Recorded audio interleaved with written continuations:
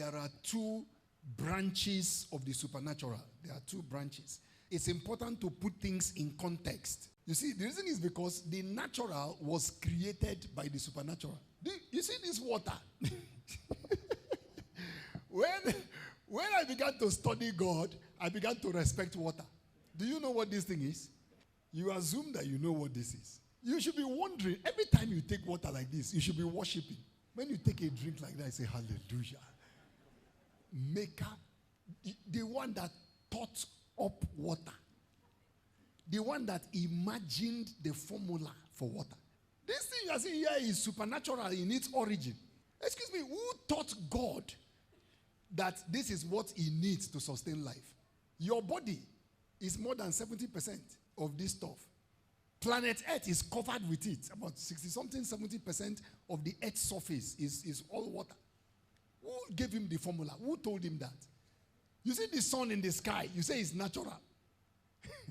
You see, the trouble for a lot of believers is that you have this dichotomy, you have this division between the natural on one side and the supernatural.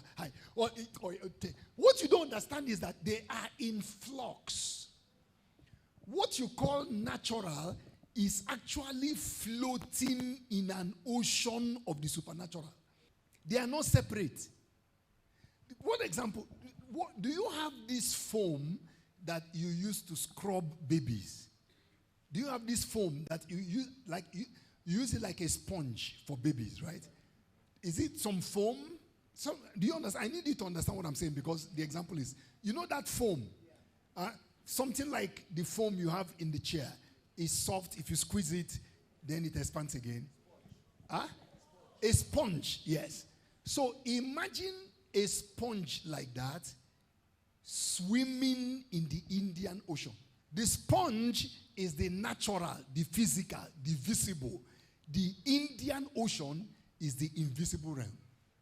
Just imagine a sponge. Now, and you know why I'm using sponge, not bottle. Sponge, notice that the water from the ocean enters into the sponge. Is that not so?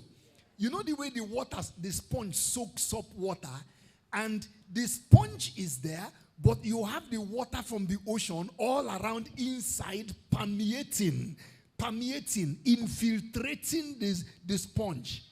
That is how the supernatural and the invisible realm permeates and overcharges and interacts. That's the word.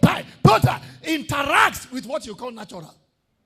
So the supernatural doesn't have to travel to get to the natural. They're already in contact. That's the point.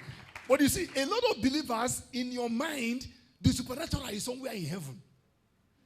No, heaven is here. You see, when Jacob lay down to sleep, do you remember when Jacob lay down to sleep? Jacob slept. You remember that Jacob slept, right? And then he saw the ladder. Do you remember that? And the angels of God were ascending and descending, ascending and descending. And the Lord stood at the top of the ladder there. And then God began to talk to Jacob. And when God finished speaking to Jacob, the Bible says Jacob woke up from his dream. And what did Jacob say? He said, hey, God was in this place, but I did not know. Do you know that you cannot benefit from a presence that you are not aware of?